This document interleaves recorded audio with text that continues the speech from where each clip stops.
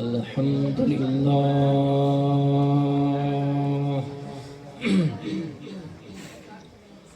الحمد لله رب العالمين.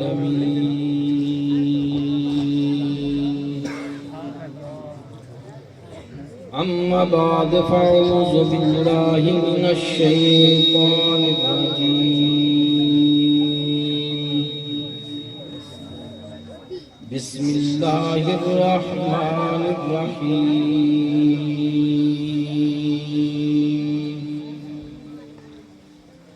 يا أيها النبي إنا أرسلناك شاهدا ومبشرا ونذيرا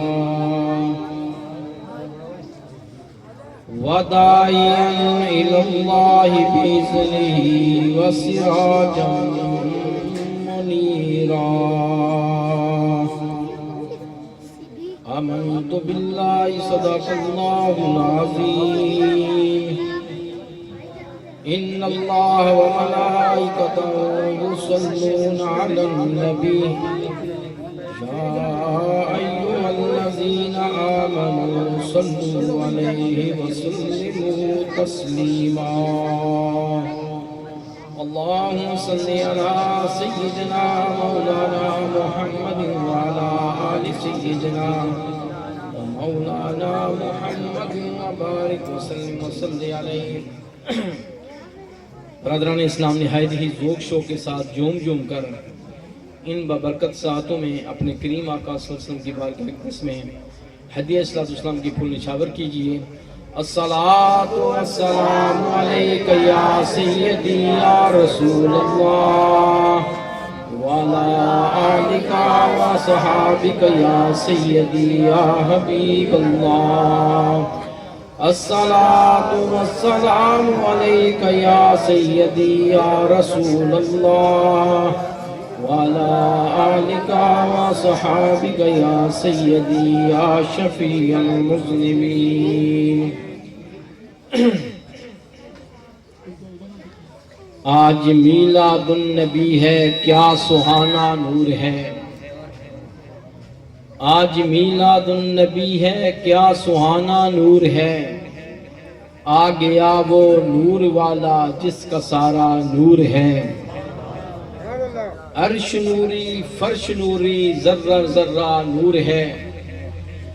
عرش نوری فرش نوری ذرہ ذرہ نور ہے. نور کا دربار ہے ہر سمت چھایا نور ہے. میرے نہایت واجب الاحترام والاحتشام معزز محتشم مشائخ علماء کرام فخر اہل سنت مجاہد ملت اخیل کبیر حضرت علامہ مولانا عبدالرحمن جامی صاحب مدعولی اور دیگر معززین علاقہ،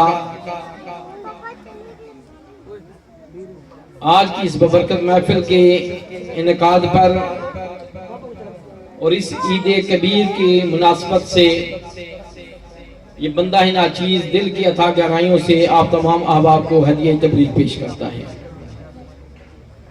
اللہ رب العزت کی بارگاہ اقدس میں ملتجی ہوں میرا لجپال کریم رب اس کے پیارے محبوب صلی اللہ علیہ وسلم کی محفل کے سجانے پر جملہ منتظمین معاونین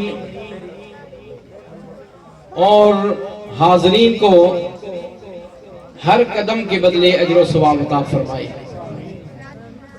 معزز محتشم سامعین حضرات، مجھ سے قبل قبلہ شاہ جی نے بڑے احسن انداز سے آقا علیہ السلام کے ولادت باسعادت کی نسبت سے بیان فرمایا کہ آپ کی آمد کے ساتھ قرۂ ارض کے اوپر کیا تغیر و تبدیلیاں آئی ہیں اور کس طریقے سے ہمیں آقا علیہ السلام کا میلاد منانا چاہیے. تو میں نے آپ کے سامنے اللہ رب العزت کی لارے کتاب کی جو آیت کریمہ تلاوت کی ہے. وقت کی قلت کے باعث اس تمام آیت کریمہ کی معانی اور مطالب اور تفسیر بیان کرنا محال ہے، البتہ ابتدائیہ چند الفاظ کے معنی اور اس کی تشریح بیان کر کے اجازت چاہوں گا۔ میرے لجپال کریم رب نے اپنے پیارے محبوب صلی اللہ علیہ وسلم کو مخاطب فرماتے ہوئے فرمایا، یا ایھا النبی۔ علماء اکرام تشریف فرما ہے کہ عربی کے اندر حرف ندا جو ہیں وہ دو ہیں، ایک ہے یا اور ایک ہے ایو۔ اللہ رب العزت نے کس انداز سے کلام فرمایا؟ رب کریم نے دونوں حرف ندا ذکر فرمائے۔ میں گزارش کروں گا اپنے ان چھوٹے چھوٹے بچوں کی خدمت میں کہ میری بات کو ذرا غور سے سنیں، یہ آپ کی مستقبل کا ایک سبق ہے۔ اب تھوڑی دیر خاموش ہو جائیں اور میری بات کو توجہ سے سنیں۔ آپ کو رب کریم نے فرمایا، یا ایھا النبی، ہے میرے پیارے محبوب، ہے میرے نبی، انا ارسلناک، بے شک ہم نے آپ کو بھیجا ہے۔ کس طریقے سے بھیجا ہے؟ کن صفات سے متصف کر کے بھیجا ہے؟ کس قسم کے جہ و جلال سے بھیجا ہے؟ کیا مراتب دے کر بھیجا ہے؟ میرے محبوب، سب سے پہلے جو آپ کے سر پر درہ امتیاز سجایا گیا ہے وہ ہے شاہدم، ہم نے آپ کو گواہ بنا کر بھیجا ہے۔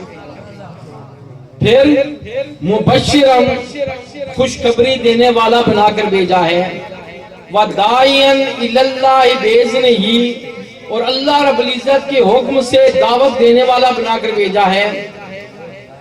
وَسِرَاجًا مُنِيرًا، اور میرے محبوب جب آپ ظاہری طور پر پردہ فرما جائیں گے اور تیرے چاہنے والے سوچیں گے کہ وہ رب کریم کا منمونہ محبوب کیسا ہوا ہوگا اور ہمارے کریم آقا وہ کیسے ہوں گے، تو میں ان کو مثال دے کر سمجھاتا ہوں۔ آؤ میرے محبوب کے رخ دعا کے بارے میں سوچنے والوں، میرا محبوب جو ہے وہ سراج منیرہ، وہ ایک سورج کی مانند ہے اور 14ویں کے چاند کی مانند ہے۔ اب سب سے پہلے لفظ نبی کے اوپر آئیں۔ نبی دو مادوں سے مشتق ہے، ایک نباؤن اور ایک نبوتن۔ ایک کے معنی ہوتے ہیں پہاڑی کی چوٹی اور ایک کے معنی ہوتے ہیں اونٹ کی کوہان۔ اور مفسرین عظام نے اس موقع پر نبی کے جو معنی لکھے ہیں وہ لکھے ہیں غیب کی خبریں دینے والا۔ گویا اللہ رب العزت نے ارشاد فرمایا، یا ایھا النبی، ہے غیب کی خبریں دینے والے۔ انا ارسلناک، بے شک ہم نے آپ کو بھیجا ہے۔ میں اپنے بزرگوں بھائیوں کی خدمت میں گزارش کروں گا کہ چند منٹ کے لیے ان الفاظوں پر ذرا غور کرنا۔ رب نے یہاں یہ نہیں فرمایا کہ ہم نے آپ کو پیدا کیا ہے، بلکہ رب نے فرمایا ہم نے آپ کو بھیجا ہے۔ بھیجی وہ چیز جاتی ہے جو پہلے کہیں موجود ہوتی ہے، جو پہلے کہیں موجود ہوتی ہے، کہیں کا وجود پایا جاتا ہے اور اس چیز کو پھر بھیجا جاتا ہے۔ رب نے یہ نہیں فرمایا کہ ہم نے آپ کو پیدا کیا، بلکہ رب نے فرمایا محبوب ہم نے آپ کو بھیجا ہے۔ کیوں؟ کہ میرے محبوب اس کائنات میں سب سے پہلے جس کو مرز وجود میں لایا گیا، جس کی تخلیق کی گئی، وہ تیری ہی ذات ہے۔ اسی لیے میرے رب کے کریم آقا صلی اللہ علیہ وسلم نے فرمایا کہ کنتو نبی آدم بین الماء والطین، او کما قال نبی علیہ السلام، میں اس وقت بھی نبی تھا جب آدم علیہ السلام مٹی اور پانی کے درمیان تھے۔ برادران اسلام، میں دیکھ رہا ہوں ماشاءاللہ بڑا جذبہ ہے، اور یہ کمکم ہے، یہ لائٹیں اور یہ سارا اہتمام کرنا، اس کو دیکھ کر میرے ذہن میں ایک بات آئی کہ میرے کسی دوست کے ذہن میں یہ نہ آئے کہ یہ جو اہتمام ہم کر رہے ہیں ان کا صلہ کیا ہے۔ کیا اس قسم کا اہتمام کرنے والے کوئی منظور نظر ہوتے ہیں یا کہ نہیں ہوتے؟ تو مشکوٰۃ شریف کی حدیث مبارکہ ہے، سنن النسائی میں بھی ہے، اور دیگر کتب احادیث کے اندر یہ حدیث بھی موجود ہے کہ ایک دن میرے آپ کے کریم آقا صلی اللہ علیہ وسلم عشاء کی نماز ادا فرمانے کے بعد کاشان نبوت میں تشریف لے گئے، اپنے حجرہ مبارک کے اندر تشریف لے گئے، اور صحابہ کرام رضوان اللہ تعالی اجمعین میں سے چند صحابہ کرام مسجد کے اندر بیٹھ گئے۔ تھوڑی دیر کے بعد خلاف عادت خلاف معمول، یعنی کریم آقا صلی اللہ علیہ وسلم کا یہ معمول نہیں تھا کہ عشاء کی نماز ادا فرمانے کے بعد کاشانہ نبوت میں آپ تشریف لے جائیں اور پھر واپس مسجد نبوی میں تشریف لے آئیں، یہ آپ کا معمول مبارک نہیں تھا، لیکن خلاف معمول آپ تھوڑی دیر کے بعد مسجد میں تشریف لے آئے۔ اس محفل کے انعقاد کرنے والوں ذرا میری بات پر توجہ دینا اور اپنی قسمت پر پھر جوم جانا۔ آپ واپس تشریف لے آئے، صحابہ کرام رضوان اللہ تعالی اجمعین نے جب دیکھا کہ آقا علیہ الصلوۃ والسلام مسجد نبوی میں تشریف لے آئے تو سب کے سب صحابہ کرام دست بستہ کھڑے ہو گئے۔ آقا علیہ الصلوۃ والسلام نے فرمایا، ہے میرے پیارے صحابہ، میں آپ سے ایک بات پوچھنا چاہتا ہوں، لیکن تم مجھ سے وعدہ کرو کہ تم مجھے سچ بتاؤ گے۔ الفاظ پر غور کرنا، یہ حدیث شریف کا مفہوم ہے میرے پیارے صحابہ، میں آپ سے ایک بات پوچھنا چاہتا ہوں، لیکن تم مجھ سے وعدہ کرو کہ تم سچ بتاؤ گے۔ اب ذرا سوچو کہ کریم آقا صلی اللہ علیہ وسلم کی ذات مبارکہ سامنے تشریف فرمائیں، اور مسجد نبوی شریف ہے، اور در نبوت کے سیکھے ہوئے صحابہ کرام رضوان اللہ تعالی اجمعین ہیں، اور وہاں پر جھوٹ کا شائبہ ہو سکتا ہے؟ کسی کی جرأت ہے کہ اس بارگاہ میں کوئی جھوٹ بولے؟ لیکن کریم آقا صلی اللہ علیہ وسلم نے جیسے کلام فرمایا، اس کے پیچھے بہت سارے راز مضمر تھے۔ آقا علیہ الصلوۃ والسلام قیامت تک آنے والے اپنی امتیوں کو ایک درس دینا چاہتے تھے۔ آپ نے فرمایا، میرے صحابہ، میں آپ سے ایک بات پوچھنا چاہتا ہوں، آپ وعدہ کرو مجھے سچ بتاؤ گے۔ صحابہ اکرام نے عرض کیا، یا رسول اللہ، ہم آپ سے وعدہ کرتے ہیں ہم کبھی جھوٹ نہیں بولیں گے، آپ سے سچی بات کریں گے۔ آپ نے فرمایا، جو بات میں پوچھنا چاہتا ہوں، کیا تم حلفاً سچ کہو گے؟ پھر تاکید فرمائی۔ صحابہ اکرام نے عرض کیا، واللہ باللہ تاللہ، جس رب کریم کے قبضہ قدرت میں ہماری جانیں ہیں، ہم حلفاً کہتے ہیں کہ ہم آپ کے اس بارگاہ میں سچ کہیں گے۔ کریم آقا صلی اللہ علیہ وسلم فرماتے ہیں، میرے صحابہ مجھے ذرا یہ بتاؤ، تم یہاں بیٹھ کر کیا کر رہے تھے؟ میں اپنے حجرہ مبارک میں چلا گیا، تم پیچھے بیٹھ گئے، مجھے بتاؤ تم یہاں بیٹھ کر کیا کر رہے تھے؟ صحابہ اکرام نے عرض کیا، یا رسول اللہ صلی اللہ علیہ وسلم، فدا کا ابی و امی، ہمارے ماں باپ آپ پر قربان، ہم یہاں بیٹھ کر اللہ رب العزت کا شکر بجا لا رہے تھے، خالق کائنات کا شکر ادا کر رہے تھے کہ مولا تیرا لاکھ لاکھ شکر ہے کہ تو نے ہمیں اپنی کتاب لا رہی کتاب قرآن پاک عطا فرمائی، اور پھر ہم اس کریم رب کی بارگاہ اقدس میں شکر ادا کر رہے تھے کہ مولا تیرا لاکھ لاکھ شکر ہے کہ تو نے ہمیں صاحب قرآن عطا فرمایا، اور ایسا محبوب عطا فرمایا جس کی وجہ سے، جس کی نسبت سے ہمیں قرآن ملا، جس کی وجہ سے، جس کی نسبت سے ہمیں تو رحمان ملا، تیری پہچان ہوئی۔ بارے کریم آقا صلی اللہ علیہ وسلم، ہم اللہ رب العزت کے بارگاہ اقدس میں شکر بجا لا رہے تھے، ہمارا یہی کام تھا۔ آقا علیہ السلام نے فرمایا، اے میرے پیارے صحابہ، ایسا ہی تھا؟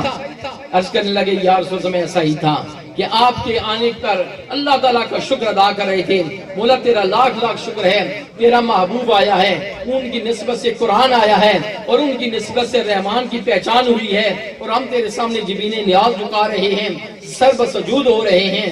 میرے رب کے کریم آقا صلی اللہ علیہ وسلم نے فرمایا، میرے پیارے صحابہ، آپ تمام کو مبارک ہو، آپ تمام کو مبارک ہو، آپ تمام کو مبارک ہو۔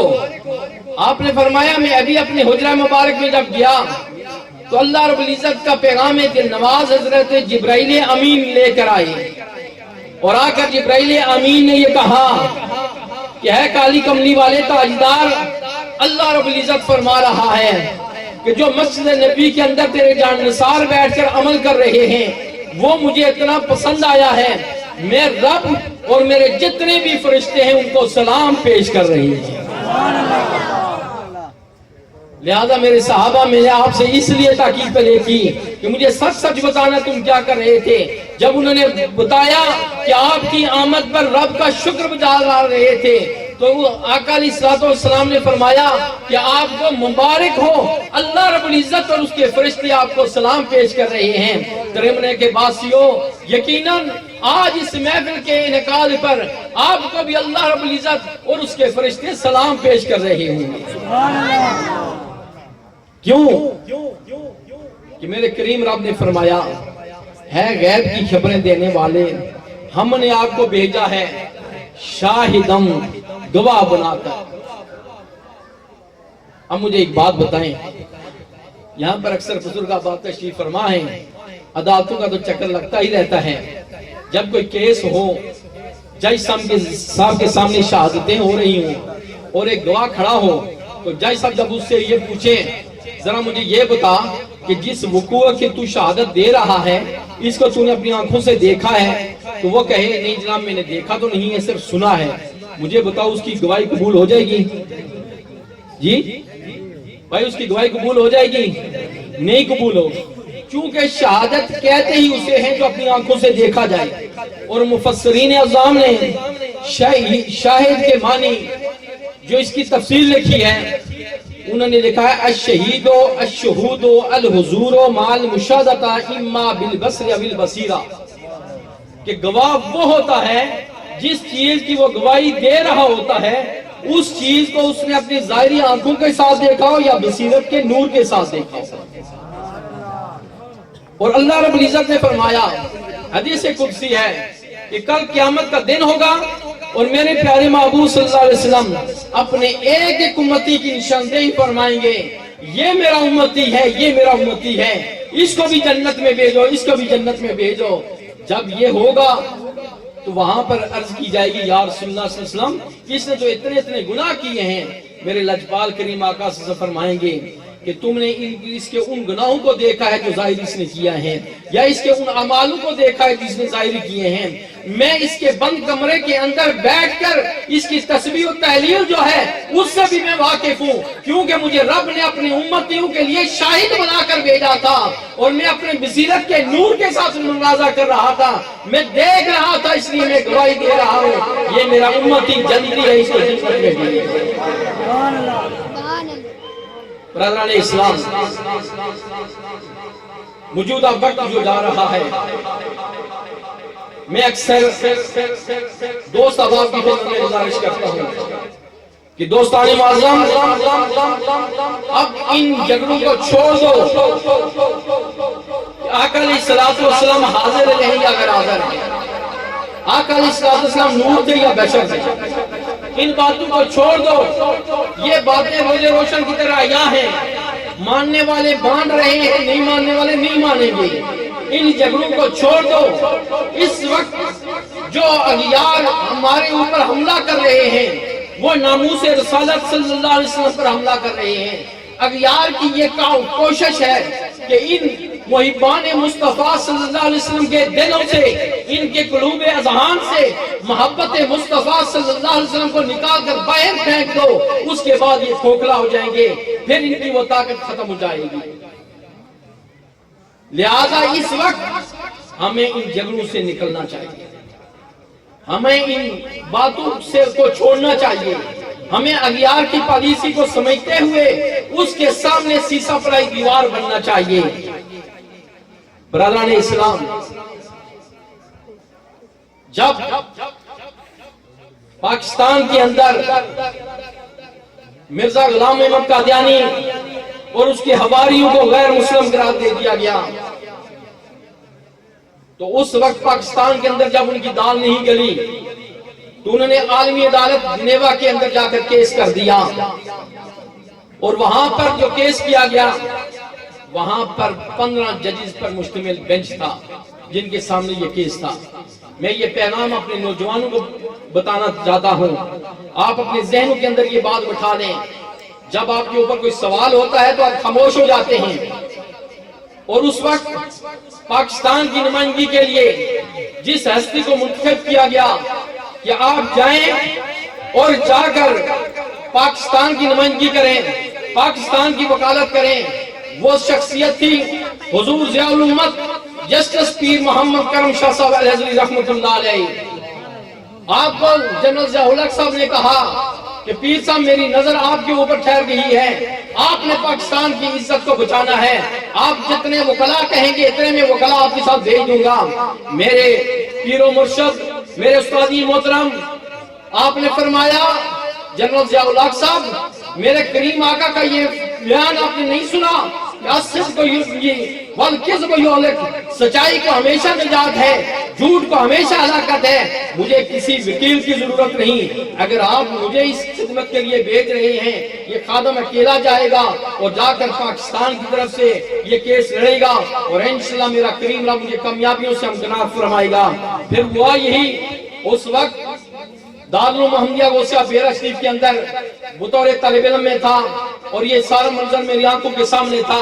حضور ضیاء الامت رحمۃ اللہ علیہ آپ جنیوا میں گئے، عالمی عدالت میں پیش ہوئے، 3 دن تک مخالف وکیل دلائل دیتا رہا، آخر میں اس نے دلیل دی ہے، اب ذرا توجہ دینا، اس نے دلیل دی ہے کہ پاکستانی گورنمنٹ نے ہمیں غیر مسلم قرار دے دیا، جبکہ مسلمان کی تعریف یہ ہے کہ اللہ رب العزت کو جو ایک مانے، اللہ رب العزت کی ربوبیت کا جو اقرار کرے اور حضرت محمد مصطفیٰ صلی اللہ علیہ وسلم کو نبی برحق مانے، وہ مسلمان ہے۔ انہوں نے کہا جج صاحبان ہم اللہ تعالیٰ کو ایک مانتے ہیں اور حضرت محمد مصطفیٰ صلی اللہ علیہ وسلم کو نبی برحق مانتے ہیں، پھر پاکستان گورنمنٹ ہمیں غیر مسلم کیوں قرار دیتی ہے، ہمیں مسلمان کیوں نہیں کہتی؟ بحث ختم ہوئی تو اس کے بعد حضور ضیاء الامت رحمۃ اللہ علیہ سے سوال کیا گیا کہ ہاں جی آپ اس کا جواب دیں۔ وہاں کا جو چیف جسٹس تھا، 15 ججز کے اوپر مشتمل جو بینچ تھا، جو چیف جسٹس تھا وہ کرسچین تھا، عیسائی تھا۔ آپ نے فرمایا چیف جسٹس صاحب میں اس بات کا جواب ضرور دوں گا، لیکن اس سے پہلے میں آپ سے ایک سوال پوچھنا چاہتا ہوں۔ انہوں نے کہا پوچھیں۔ آپ نے فرمایا میں اللہ رب العزت کو ایک مانتا ہوں اور حضرت عیسیٰ علیہ السلام کو نبی برحق مانتا ہوں، آپ مجھے عیسائی کیوں نہیں کہتے؟ حالانکہ عیسائیوں سے نوجوانوں یہ پیغام ہے، اپنے دل کی تختی پر دیکھ لو۔ آپ نے فرمایا عیسائی اسے کہتے ہیں جو اللہ رب العزت کی ذات کو ایک مانے اور حضرت عیسیٰ علیہ السلام کو نبی برحق مانے، وہ عیسائی ہے۔ میں اللہ رب العزت کی ذات کو ایک مانتا ہوں اور حضرت عیسیٰ علیہ السلام کو نبی برحق مانتا ہوں، آپ مجھے عیسائی کیوں نہیں کہتے؟ چیف جسٹس جو کرسچین تھا اس نے کہا میں آپ کو عیسائی اس لیے نہیں مانتا کہ آپ حضرت عیسیٰ علیہ السلام کے بعد ایک اور نبی کی نبوت کا اقرار کرتے ہیں اور اس پر آپ کا ایمان ہے۔ آپ نے فرمایا بات ختم ہو گئی، 3 دن کی بحث ایک سائڈ پر ہے، میں تمہیں کہہ رہا ہوں جس طریقے سے حضرت عیسیٰ علیہ السلام کی نبوت کے بعد کسی اور نبی کی نبوت کا اقرار کرنے پر میں عیسائی نہیں ہو سکتا، اسی طریقے سے نبی آخر زمان حضرت محمد مصطفیٰ صلی اللہ علیہ وسلم کی نبوت کے بعد کوئی ذلیل کمینہ بغیر نبوت کا دعویٰ کرے گا، ہم اس کو مسلمان نہیں کہہ سکتے۔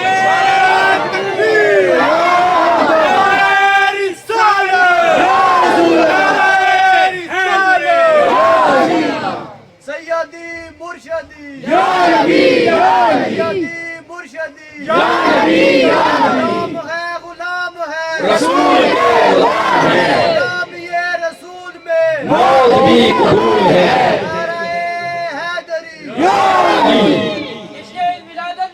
مبارکباد۔ برادران اسلام، یہ جو محبت ہے میرے لجپال کریم آقا صلی اللہ علیہ وسلم کی ہم غلاموں کے دلوں کے اندر، اس کو اغیار نکالنے کی کوشش کر رہا ہے۔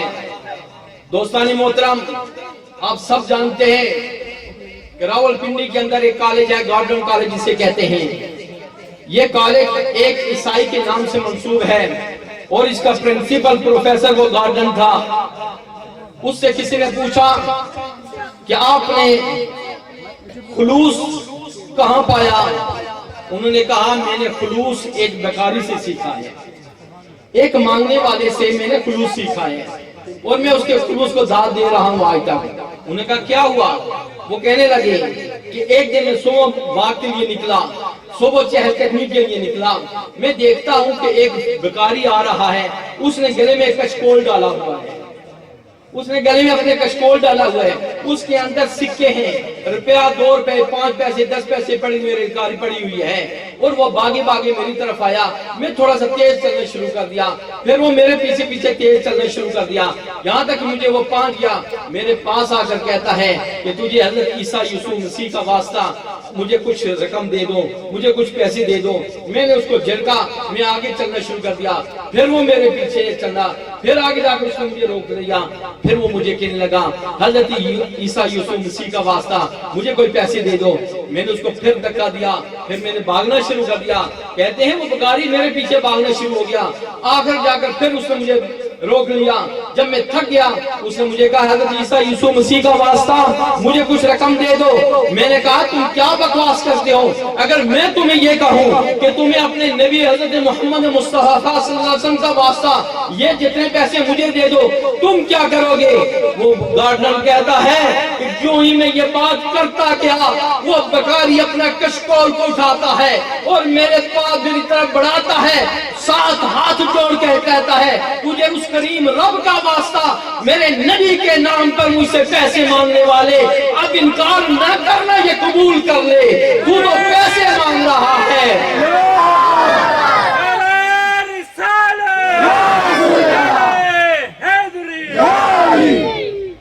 میرے نبی کے نام پر یہ رزگاری مانگنے والے، یہ 5 پیسے 10 پیسے مانگنے والے، یہ ٹکے اور 2 ٹکے مانگنے والے، میرے نبی کے نام پر تو میری جان مال، میری جان میرے قدموں پر نچھاور کر دو۔ وہ کہتا ہے میں نے خلوص اس سے سیکھا ہے۔ برادران اسلام، جو آقا علیہ السلام کے عاشق ہوتے ہیں وہ مختلف انداز سے چل پھر رہے ہوتے ہیں، لیکن جب ان کا امتحان آتا ہے تو پھر وہ اپنی گردنوں کا نذرانے پیش کر دیتے ہیں اور اغیار کو بتا دیتے ہیں کہ تم یہ سوچ رہے ہو کہ تم ہمارے دل اور دماغ سے محبت مصطفیٰ صلی اللہ علیہ وسلم کو نکال کر تم کامیاب ہو جاؤ گے، سوچ بھی نہیں سکتے۔ ہم اپنی گردنیں تو پیش کر سکتے ہیں لیکن اپنے کریم آقا صلی اللہ علیہ وسلم کی عزت پر کوئی حرف نہیں آنے دیں گے۔ برادران اسلام، آخری بات، کریم آقا صلی اللہ علیہ وسلم شاہدم و مبشرم و نذیرم، ڈرانے والا بنا کر بھیجا ہے، فدائین للہ باذنہ، اور اللہ تعالیٰ کی طرف سے دعوت دینے والا بنا کر بھیجا ہے۔ اور آخری بات، وَسِرَاجًا مُنِيرًا، محبوب میں نے آپ کو سورج اور 14ویں کا چاند بنا کر بھیجا ہے۔ یہ بات اس کا اجازت چاہوں گا چونکہ اذان کا وقت ہو چکا ہے۔ اب یہاں پر ایک سوال پیدا ہوتا ہے کہ اللہ رب العزت اپنے محبوب صلی اللہ علیہ وسلم کو صرف سراج کہہ دیتا یا صرف منیر فرما دیتا کافی تھا، لیکن کریم رب جو احکم الحاکمین ہے، جو علیم بذات الصدور ہے، جو سینوں کے رازوں کو بھی جانتا ہے، رب نے فرمایا اگر میں صرف ان 2 صفات میں سے ایک صرف ذکر کر دوں تو کل میرے محبوب کی بات پر انگلیاں اٹھیں گی۔ اگر صرف سراج کہہ دوں تو چونکہ سورج کی تپش سے ملتان کے اندر کتنے لوگ تڑپ رہے ہوتے ہیں، کراچی کے اندر کتنی جانیں ضائع ہو رہی ہوتی ہیں، اگر میں اپنے محبوب کو صرف سراج کہہ دوں تو کل انگلی اٹھے گی کہ آقا علیہ السلام کا اتنا جلال تھا، اتنی تپش تھی کہ لوگوں کو تکلیف ہو رہی تھی۔ اور اگر صرف منیر کہہ دوں، 14ویں کا چاند کہہ دوں تو مجھے سائنس کہتی ہے کہ جناب سورج جو ہے، چاند جو ہے یہ سورج سے روشنی حاصل کرتا ہے، چاند جو ہے یہ سورج کا محتاج ہے۔ پھر پتہ چلے گا کہ آقا علیہ السلام کی ذات کسی کی محتاج ہے اور وہ وہاں سے روشنی حاصل کرتے ہیں۔ رب نے فرمایا سراجم منیرا، اگر تم میرے محبوب کے چاہو جلال اور روشنی اور نور کو دیکھنا چاہتے ہو تو میں یہ بتانا چاہتا ہوں میرا محبوب نورانیت کے لحاظ سے سورج ہے، اور اگر تم لذت و نفاست کو دیکھنا چاہتے ہو، تم اس کی خوشبو اور اس کی پرہیزگاری اور پاکیزگی کو دیکھنا چاہتے ہو تو پھر اس صورت میں نور تو سورج کی طرح ہے، اور خوبصورتی اور نفاست میں وہ 14ویں کے چاند کی طرح ہے۔ ساری رات بیٹھ کر دیدار کرتے رہو، تمہاری آنکھوں کو کوئی اثر نہیں ہوگا، تمہاری آنکھیں کسی طریقے سے دیکھتی رہیں گی۔ برادران اسلام، کون نہیں جانتا حضرت حسان بن ثابت رضی اللہ تعالیٰ عنہ ایک دن حاضر ہوتے ہیں میرے رب کے کریم آقا صلی اللہ علیہ وسلم، اب منبر پر جلوہ افروز ہیں، وہ سامنے بیٹھ کر ایسے اپنی داڑھی مبارک لیجئے دونوں ہاتھ رکھ کر ٹک ٹکی باندھ کر دیکھ رہے ہیں، غور سے دیکھ رہے ہیں، غور سے دیکھ رہے ہیں۔ میرے کریم آقا صلی اللہ علیہ وسلم نے فرمایا، حسان پہلے بھی دیدار کیا کرتا تھا، آج کو دیکھنے کا تیرا انداز ہی نرالا ہے، آج تو تیرا انداز ہی انوکھا ہے، کیا ہے کیا اس انداز سے مجھے کیوں دیکھ رہا ہے؟ عرض کرنے لگے کریم آقا اگر اجازت ہو تو میں نے آپ کا دیدار کیا تو میں اس کا اظہار کرنا چاہتا ہوں۔ کریم آقا صلی اللہ علیہ وسلم نے فرمایا ادھر ہاں میرے منبر پر بیٹھ کے اس کا اظہار کیا، میرے منبر پر بیٹھ جا۔ آپ جب اظہار کرتے ہیں تو کیا کرتے ہیں؟ کہتے ہیں کریم آقا صلی اللہ علیہ وسلم میں نے بڑے غور سے دیکھا ہے، میں نے بڑے غور سے دیکھا ہے۔ آپ فرماتے ہیں وَأَحْسَنُ مِنْكَ لَمْ تَرَ قَطُّ عَيْنِي۔ میں آپ سے ایک بات پوچھوں، میں یہ تقریر آپ کے سامنے کر رہا ہوں، اگر کوئی بندہ کھڑے ہو کر کہ چشتی صاحب تو سامنے چٹے سفید دودھ آ رہے ہو، میں اس کی کیا عظم ہے ضرور شیشہ دیکھنا ہے، اتنے نے تعریف کر بھی پتہ جا میں چیتا آیا، یہ بات ہے کہ نہیں؟ کیونکہ میں سمجھوں گا کہ یہ میری بےزتی کر رہا ہے، میں اتنا سفید تو ہوں نہیں، میرا سانولا رنگ ہے اور یہ مجھے کیسے کہتا ہے سفید؟ ایک عام سا بندہ ایسی بات نہیں برداشت کر سکتا۔ تو آپ مجھے بتاؤ کہ کریم آقا صلی اللہ علیہ وسلم جو دونوں جہانوں کے سردار ہیں، جو رحمت للعالمین ہیں، وہ مبالغہ آرائی کو پسند کر فرما سکتے تھے، اور وہ تو اپنے صحابہ کرام کو سکھا رہے تھے کہ سچ کا دامن کبھی نہ چھوڑو، لیکن کیا ہو رہا ہے؟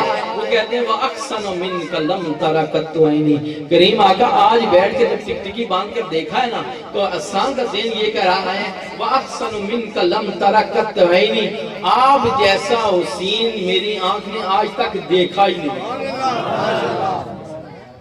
کریم آقا سے مسکرائی، حسان بس؟ کہتے نہیں کریم آقا ابھی جی نہیں بھرا، ابھی دل نہیں بھرا، ابھی خواہش ہے کچھ اور بھی عرض کرو۔ آپ نے فرمایا بتاؤ؟ وہ کہتے ہیں وَأَجْمَلُ مِنْكَ لَمْ تَلِدِ النِّسَاءُ۔ علماء اکرام تشریف فرما ہے جب مضارع کے اوپر لم داخل ہو جاتا ہے تو عربی کا قاعدہ کلیہ ہے وہ ماضی کے بھی معنی دیتا ہے، مضارع کے بھی معنی دیتا ہے۔ آپ نے فرمایا کریم آقا یہ تو میں نے پہلے اپنی آنکھ کی بات کی ہے، میری آنکھ نے آپ جیسا حسین آج تک نہیں دیکھا، بلکہ حسان کا وجدان کر یہ کہہ رہا ہے وَأَجْمَلُ مِنْكَ لَمْ تَلِدِ النِّسَاءُ، کہ آپ جیسا جمیل آج تک نہ کسی ماں نے جنا ہے اور نہ قیامت تک جنے گی۔ آپ جیسا جمیل، آپ جیسا خوبصورت آج تک روزے اول سے لے کر آج تک نہ کسی ماں کے گھر ایسے بچے خوبصورت کی پیدائش ہوئی ہے، اور حسان کا وجدان کہہ رہا ہے کہ قیامت تک آپ جیسا جمیل کوئی ماں کسی ایسے بچے کو نہیں پیدا کرے گی۔ مجھے یہ بتاؤ اگر یہ بات غلط ہوتی تو آپ سے مانا نہ فرماتے، آپ مسکرا رہے ہیں، مسکرا کے اس کا مقصد یہ ہے کہ آپ تصدیق فرما رہے ہیں حسان تیری بات صحیح ہے، تیری بات صحیح ہے۔ وَأَجْمَلُ مِنْكَ لَمْ تَلِدِ النِّسَاءُ خُلِقْتَ مُبَرَّأً مِنْ كُلِّ عَیْبٍ۔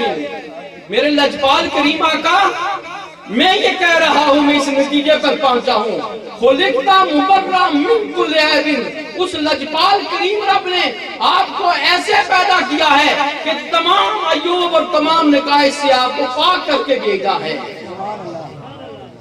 خُلِقْتَ مُبَرَّأً مِنْ كُلِّ عَیْبٍ کَأَنَّکَ خُلِقْتَ کَمَا تَشَاءُ۔